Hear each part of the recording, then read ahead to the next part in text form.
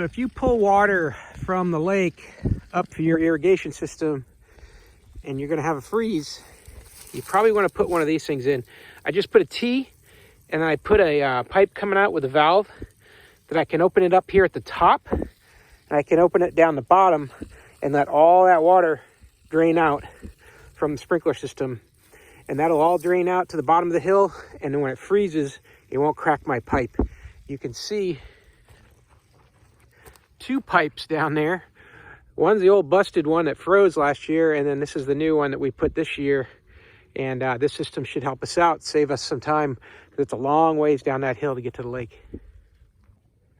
And then down here at the bottom end, and this pipe goes underground here, pretty good ways, and then down into the lake. And then it goes up the hill here. Here's my second valve. Just simple setup, put a T, put a valve here, so everything in that line is going to drain.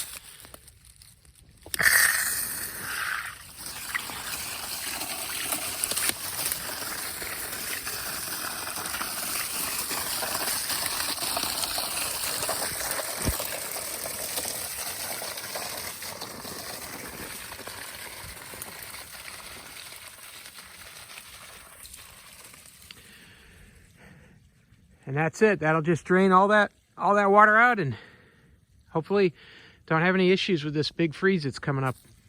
Got a big freeze coming to Texas that we're just trying to get ready for. Hey, I hope this was helpful. Hope this information was useful to you. And as always, hope you have a great day.